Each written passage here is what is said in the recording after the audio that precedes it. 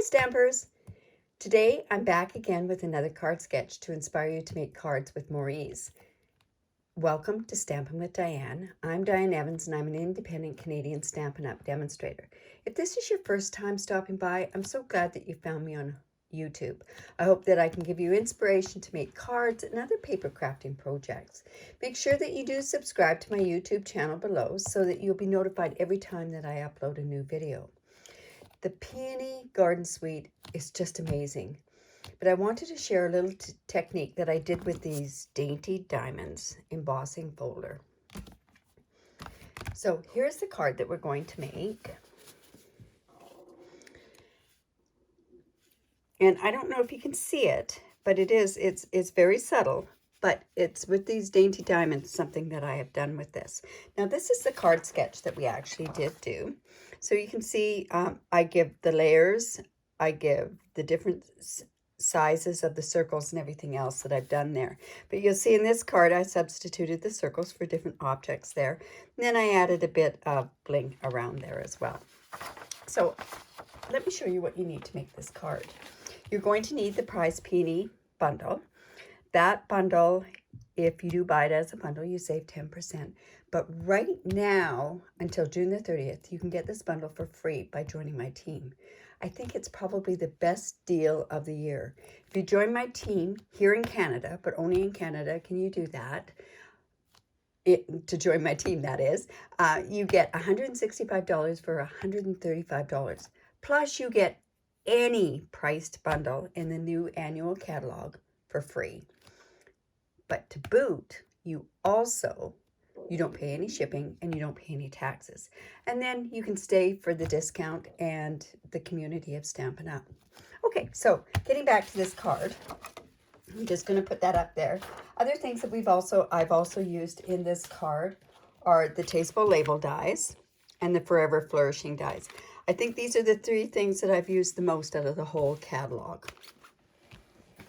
And then, of course, the Dainty Diamonds embossing folder. So I'm just going to move this out of the way. The images that I'm using today are this, and the leaves in here. I'm also using a sentiment from the Parcels and Petals. I just love the font. I like how it's so different. The card that I've done here is a thank you card, but I'm going to change it to a congratulations card. So let's just move this stuff out of the way. The cardstock that you're going to need to make this card is a piece of petal pink. It's 5.5 by 8.5, and of course I've scored it at 4 1/4. I'm just going to go in and use my bone folder to make sure that I've got a good crease down on there. I also have a piece of petal pink, and this is 2 inches by 3 3/4, and this is what I did the Tasteful Touches shape or the label from. And then you're also going to need some scraps. And what I've done is I've cut some different things from the Forever Flourishing dies. I've just gone ahead and cut that. Also, I used some vellum, and the vellum was about 4 by 4 because I wanted to cut out these two pieces there as well. The Whisper White, and I've gone ahead and already stamped these two pieces, and I'm going to color this particular one to show you how I did that. And of course, I also have the leaves done. I also just threw in a sprig of soft seafoam. I guess I probably could have used Old Olive to go with it, but I just wanted it to be quite subtle, and it is in the background. You'll see that right there. Okay, so let me show you how I've gone ahead and done this with this embossing folder. Now, this embossing folder doesn't have the lines on it, but because there's lines actually in the die itself, it's pretty easy to line up. So I've gone and I've run that through my embossing folder. But the thing that I've done is I have taken, this is a painter sanding block, but I've just gone and I've taken this, and you've got to be careful because once you run designer series paper through an embossing folder, it tends to break down the fibers a little bit, so it could tear very easily. And if that's the case, if it does tear, I'm just going to make this more into like a shabby chic type card. So I have a backup plan, right? So here, and then you can see that what's happened is that it's gone and it's taken some white bits off, right? And it really, if it's more on a different type of designer series paper, you can notice it quite a bit more. But this just adds and takes off and gives a bit of a contrast. See how now it looks like a different colored card. So I'm just going to go ahead and I'm going to put, this is such a beautiful designer series paper. I'm going to go ahead and I'm going to use some of my Stampin' Seal. I know I'm almost empty, so if I'm empty, I'm going to show you how to replace that. So I'm just going to layer that on there.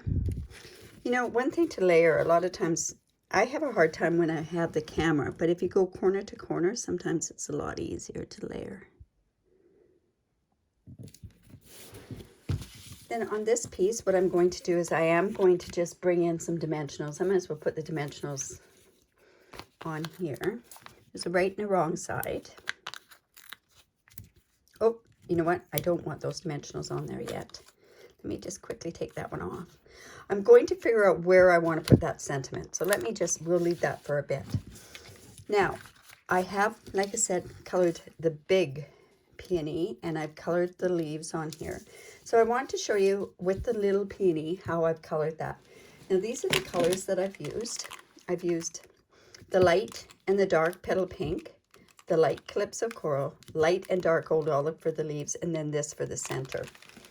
So I'll just go, and there's just a tiny bit of a center on this particular flower here. So I'm just going to actually just color that. And then what I do is I lay down my base color. The whole thing behind doing stamping blends is to get your saturation of the paper, right? And then that way it blends a lot better. Just doing this rather quickly. These peonies, it kind of shows you where to color and shade. Now, what I've done is I've used Calypso Coral, and I've gone in, and where it's darkened is where I've gone in with the Calypso Coral. Now, this isn't a normal way that I do coloring, because I wouldn't go from one extreme, which is the light petal pink, to the Calypso Coral. But I wanted this to be more, I wanted the flowers to stick out a little bit more like they do in this particular card. So we're just going to go in there. And you'll see by me doing this, this was better that I colored that other one, but I know I keep getting requests to show more of the coloring. But like I said, this is not a normal coloring, what I would normally teach in a coloring, just because it's a different type of a flower. A lot of times when I've colored this, I've just used the two colors, but I did want a more vibrant color to this. Let's see. Yeah, that's quite dark. And then what I've done is I've gone in with the dark petal pink, and I've gone in with the brush end. And to work it in so that you don't see as many lines, what I've done is I work in a circle. Now I also leave some lighter colors or where I don't go over with this color, because I want there to be some highlights. Now if you don't have any highlights and you find that you want more highlights, you can go in and use the lifter. So this one has some leaves on it, so I'll just quickly color these leaves. I find this old olive with leaves is one of the better colors, and it's so easy. But this is the normal way that I do it, is I do the light, then the dark, and then go back in. And again, I always leave a bit of white or lighter colors. Now, is that, hoping that one's quite a bit darker, isn't it? So I can go back in on this particular one, and let's just darken this up a little bit. You can see that this color is almost finished, because I can always tell when the tip starts going a bit white.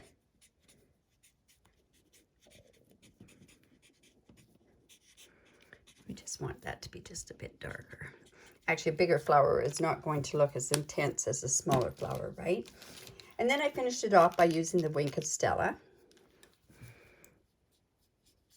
It's really... At first, I was just going to color in where it was dark, and I found it looks so much better, the flower, when it was all colored with the Wink of Stella. And because Wink of Stella is so subtle anyways.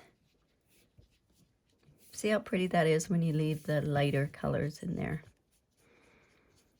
And I didn't color the leaves. I thought the highlights would be better. So there are my 2 flowers. So now what I want to do is I'm going to figure out where this is going to go, and then that's when I'll place my sentiment. So this is going to go up there. This one's going to go down about there. So I need my sentiment about there. So just going to use some black on that. There we go. Good. This is such a nice font. I've used this. There, I think it'll go right about there. There we go. All right. So now I can go ahead and put those dimensionals on there. I got a little crazy with my dimensionals, wanted to put those on there first. So I don't want to stick this down really, really tight because I want to put these fronds behind. So I'm going to figure out exactly. I think what I can do is I can lay down the bigger one. So I'm going to come in and I'm going to bring in my silicone mat. Just move everything out of the way. And I'm just going to use some of my Stampin' Seal. And let's put that down about like that. And I want this other leaf, and I'm not sure what kind of a leaf it is even. And we're just going to put some of that down there as well. And that's going to kind of go down. Whoops. Oh, I did not want to do that. There we go. And let's put this, figure this is going to go about there. I'm not going to stick it down. I want to put this down first to make sure that, yep, that's going to make me, I'm going to be okay with that. I'm also going to take off some of this. I'm not going to put all of it on there. And we'll just put that down about there. And we can stick this on there. And I want this kind of behind. Just a little bit poking up. And I guess we could have put some Calypso Coral. I just found it was too vibrant of a color. I think I'm going to put this over this way. And let's see how that looks. Yep. Okay, so I can go ahead and pop this down. And now I can put my dimensionals on the back up here.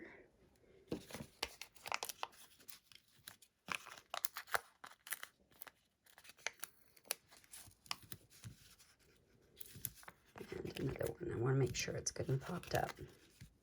Now, also, when you see the blends on the back, you can see that this one got done really good. The saturation should come right through to the other side of your paper. Also, another thing I didn't mention before, but when you are using Stampin' Blends, you should always use Memento ink. It's a water-based ink, and your alcohol Stampin' Blends, your Stampin' Blends are alcohol, and so it won't bleed that way. So this can go up here.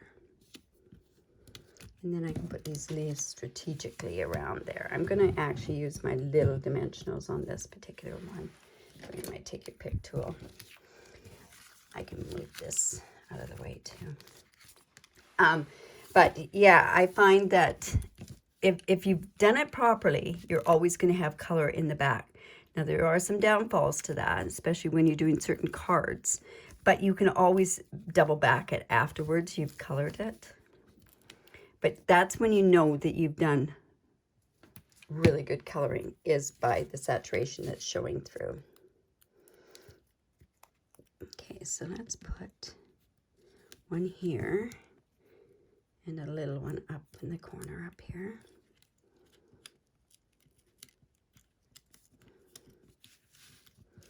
And then we can put this one down here.